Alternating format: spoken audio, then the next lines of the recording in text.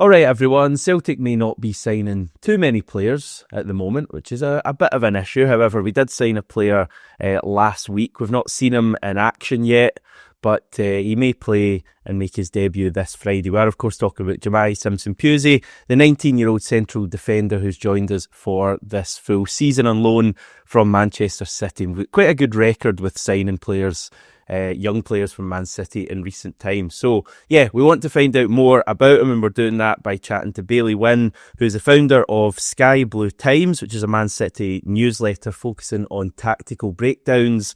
He's also on the 9320 podcast. 9320, I'm going to take a leap and assume that's the minute and second Aguero scored his goal, am I right? Yep, that's the one. Yeah. I'm a genius. I'm a total genius with these things. How are you, Bailey? How's things? Yeah, I'm doing really well. I'm looking forward to talking about Jahmai Simpson-Pusey. I think it's a great loan, which we'll get onto later on this. But yeah, doing well. Busy with City World, and it's good to see all these young players going out on loan and finding good spots.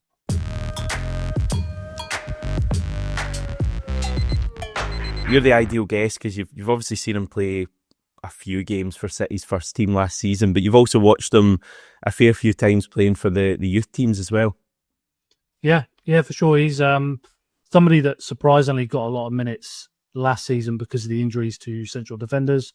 There's another central defender that's gone on loan to Watford, Max Elaine, and between the two of them, they were the kind of standouts for the under-21s. Both of them really good at carrying the ball, both very comfortable on the ball. They're kind of like senior figures in the under-21s, and they were both players that you felt like they needed to go out on loan next. And I think, as we'll get on to with Simpson-Pusey getting this loan to Celtic, I think is a great step forward for him. And it's definitely a step he needs, I think. Can we just say, are we happy with the JSP as he's going to be known? I noticed that in his Instagram bio, so he's clearly happy with that. How's he known at City? Did you go for the old JSP? Yeah, JSP would be the way to go. That's the preferred, I think, for him. And it's definitely it's a mouthful of a name, isn't it? To try and say. And I can imagine. I don't know if you guys have got any chants or anything like that you've been talking about online, but it's definitely not an easy one to fit in, is it? Yeah, we'll find a chant for any player so long as they're half decent. So he's got that to look forward to. Okay, JSP, and he can go next to CCV at the back this season. So he's been at City since he was 8 years old, or around about that age. When did you kind of first start to hear about him? To be honest, it was more so last season when we were looking at. We had a group in the EDS and the under-21s that struggled that season compared to last season, so that'd be the 23-24, and they'd come off a lot of success in the treble season. All the age groups did very, very well. There's a picture going around of like all three. I think it's under 21s, under 18s, and then the senior team, all with their like big trophies that they've won with the Premier League. So we had a lot of success. Then we went into a kind of age group where you had players that were kind of too young for the under 21s that were playing up. There's a lot of players in that league that were a lot more developed, and Simpson-Pusey was one of those players, and they had a hard season. But then when you look at last season, he was very productive and just looked more assured as a player. Obviously won Premier League 2 Player of the Season, which kind of speaks a lot about him as a player to go through playing in the under-21s, have his kind of moment with the senior team, have those kind of brief appearances where you're suddenly playing in the Champions League and got all that kind of like big crowds, and then the next minute you're back to playing in front of barely any people, and you should have to make sure you perform week in, week out. So yeah, I think that speaks a lot to who he is as a player. Yeah, it's a good point. I've never watched a Premier League 2 game. What kind of standard are we talking? I guess a lot of players. In fact, we've got I'll stick the list of previous winners on screen. I think like Curtis Jones has won it. I think City have got about 3 or 4 in a row. Liam Delap won it as well. Did he a couple of years ago? So you've got a good record of kind of young players who have won it. But what kind of standard are we talking? When is it pretty low crowds, not too much pressure? Yeah, they're definitely low crowds. Lots of technical ability across all these teams. A lot of them have really good young players. But then you've still got the kind of idea that the top team. So when you're talking about the likes of City and Chelsea and and so on will dominate those kind of leagues, which kind of speaks to the adaptation period you're looking at for some of these players. So if Simpson-Pusey is playing for Manchester City in the Premier League 2, they're dominating nearly all of those games. They're always on the ball, high possession and so on. So that tells you the kind of situations he'll be used to playing in the Premier League pool. But then when you take that to playing for Celtic or playing for a championship team or when he had those brief appearances for the first team, the physicality suddenly goes through the roof. You're learning that the striker you're trying to jump up against for winning an aerial duel is suddenly timing his jumps very, very well, and you've got to be able to learn those kind of like little details. So I think it's that kind of thing where there's definitely talent in there, but then there's still a gap to what a senior football would be like. And I just finished on mention that Divine Mbama that's playing for Stoke, he scored the winner the other day for them. He was exceptional last season in the under-21s and was clearly somebody ready for a loan. But then when you see him go out and play, you can see he's physically ready for that challenge. And some of these players you're seeing in the Premier League 2 are technically really, really good, but then you can see that they're just not ready for that jump yet. Yeah. Have you had much success in recent years with kind of players coming through, playing in the PL2 and then making it for the City first team? Yeah. Plenty of players come through. I think the main thing with City is we've seen quite a kind of change over the last few years of players coming through where the quality's like really kind of picked up. So when you were talking about the kind of likes of Phil Foden when they were coming through and Jadon Sancho, but few and far between of those players. And then you've had that really successful group most recently with Delap and McAtee and Palmer and Rodgers that were all around kind of the same age group. I believe Maresca was the coach for one of the Youth Cup wins as well. So you had that big group. And then now we're at a period where there's just a conveyor belt of lots of young players coming through.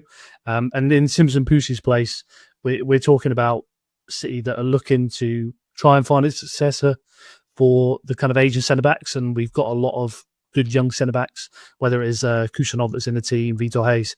But then in the academy, Simpson-Pusey is one of those players that we're keeping an eye on that we think does have that potential. Okay. So he got, in terms of the first team, he got his big breakthrough last season. He played against us actually in pre-season in a game in the States, but it was that Sporting game in the Champions League when he was kind of thrown into things. So what people, probably Celtic fans, will know that City had a bit of a tough time at points last season. Tell us just a little bit, if it's not too difficult for you, what was going on in that period, because you were struggling. I think you had a number of injuries as well, and Simpson-Pusey got his chance. Yeah, it's definitely nice for you to make me kind of remind myself of these troubles. We had a lot of issues. So obviously losing Rodri at the start of the season was a big blow, and that particularly for the way that Guardiola plays, that number 6 is just a kind of very important position. And then we just had more issues that kind of followed on with that, particularly with the central defenders, that the injuries that they had. So Stones, even though he's somebody that's known as injury prone, had significantly worse injuries than he's used to in previous seasons. And that pool just became very small. So then you had defenders that were very much injured come back. They're on the treatment table. Then they've got to play 90 minutes the next week. And they're not doing a recovery session. They're not doing a training session. And they're not doing a 90 and then having a recovery session and waiting. They've got to then do the next 9 minutes. And so on that kind of period where you're playing games every 3 days, those central defenders were just constantly picking up injuries again and struggling. So that is the period where Simpson-Pusey managed to get his way into the team. Elaine, who I mentioned a little bit earlier, he picked up an injury on one of the international breaks. So Simpson-Pusey was just the obvious senior kind of defender from the under-21s to pick. He got his moment to come in. I think it's important to mention that. So like you mentioned the Sporting game there, I believe he was playing next to Akanji. He had Rico Lewis having to play out of position at left back. He was playing right back. Sorry, Guardiola left back. But you didn't have a very kind of consistent team. You obviously didn't have Rodri in front of him. The whole kind of team in front struggled throughout the season to apply good pressure on the ball. And then throughout the season, you just saw that kind of confidence seep bit by bit. So it's great that he had that opportunity to come in.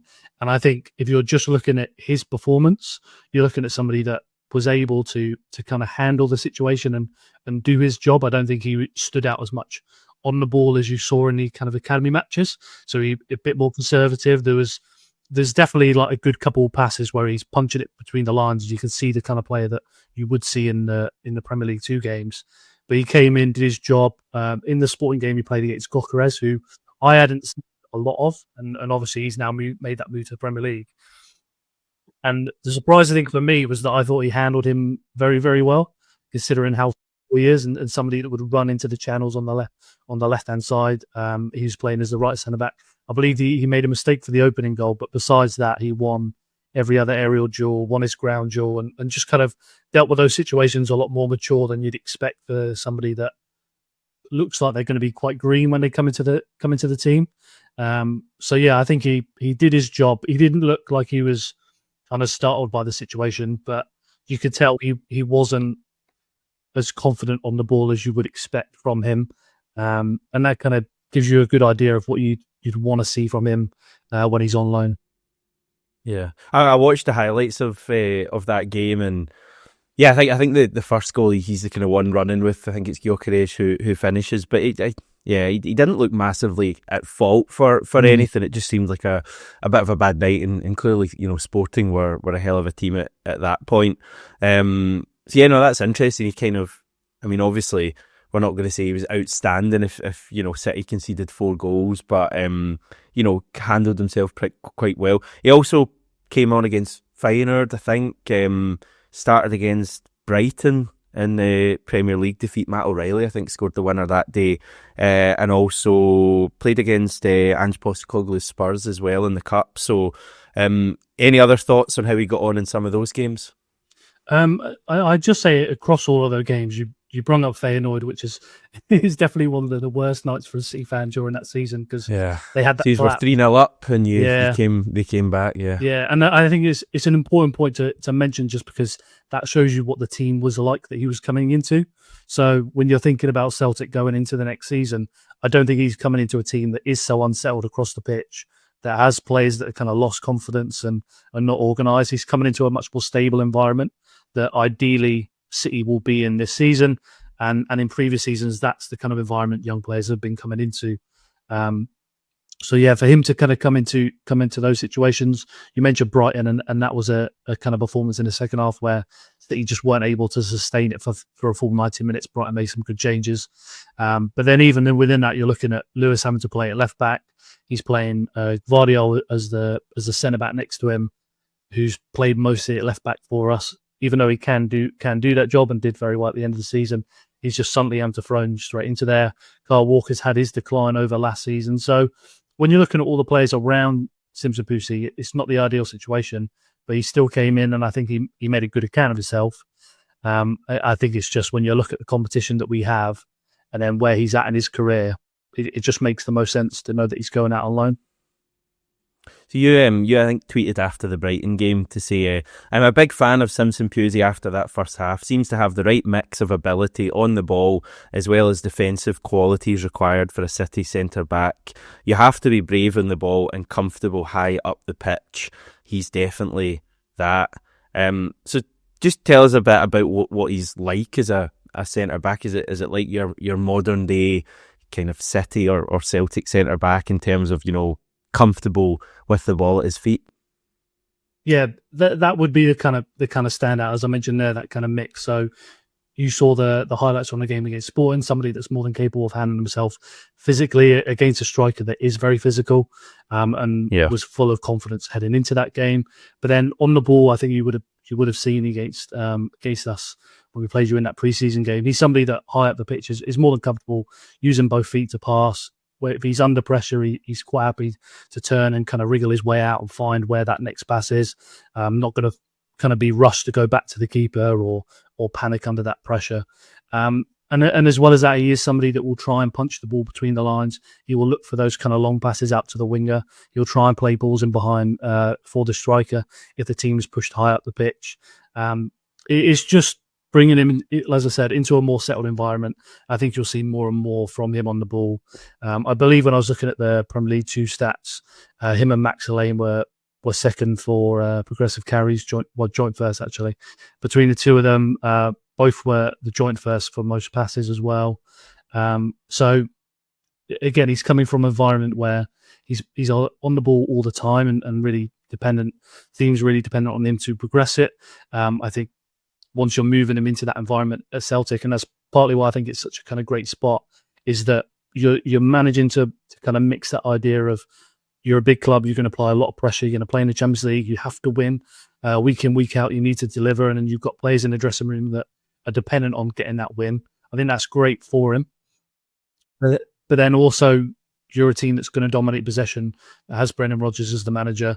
I think there's just that kind of perfect mix, and hopefully he's able to show that across the full season. So it sounds like you think he might do quite well for us, and I mean, you obviously won't know as much about our centre-back options. Basically, Cameron Carter-Vickers is our kind of main centre-back, who is one of the best centre-backs, probably along with Virgil van Dijk that we've had in recent years. And we're looking for a partner, basically, for CCV. I think that Simpson-Pusey's probably coming into play. I don't think we've signed him on loan to be a rotation option. I think he's going to be starting for us. You seem to think he could do quite well. And also on the left-hand side, I know he's maybe played more on the right of centre-back, but he seems to be quite comfortable on the left as well. Yeah, I think he'd be able to play either side. So perhaps maybe he's taken a few opportunities coming into the game for some reason. But yeah, he can definitely play on either side. He did throughout the games when he was playing for us. There's a few games where he's played as the right centre-back, a few games where he's played as the left centre-back in the academy, quite happy playing on either side. And then obviously being comfortable on both feet, it just means he's not going to be overly limited. Anything kind of long passes he will play with his right foot, but it's not like he's, as I kind of mentioned, how when you are pressing him, he will try and open up different passing angles. So he's not somebody that if you put him on the left side, suddenly he's really restricted. And obviously with Brendan Rodgers, that's probably going to be quite important. So yeah, I think he's in a good position to come in and be somebody that would play. And I would just say from that kind of City angle, I don't think they're agreeing to this alone unless they think he's going to play and have a good chance.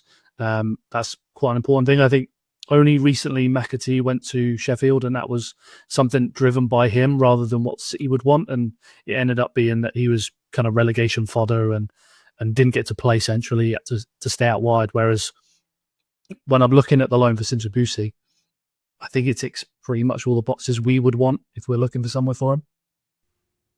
Good. So strength of his game, good with the ball at his feet, pretty strong, relatively quick as well from what I've seen. Yeah, good pace. Not somebody like Carl Walker or Kusanov that we've had come in recently that will be outstanding with his pace. But yeah, I don't think that you're going to see any issues with his pace. But as I mentioned at the start, is seeing how well that kind of defensive attributes kind of adapt to playing with men's football. Promising in the kind of games that he did play for us. I know in the Premier League too, I think he had a 75% success rate in tackles. Aerial duels was 85.3. But then the players that you're dealing with, like Mbama I mentioned a bit earlier, he's a bit of an outlier for Premier League too, because he would be a real handful to deal with in that league that centre-backs wouldn't be used to. But in general, most of the players you should be able to deal with quite well. So it's just how well he kind of adapts with those kind of side of it. But I think in the kind of brief things that we have seen, it is very promising. Good stuff. Any obvious weaknesses in his game, or is it just that lack of experience?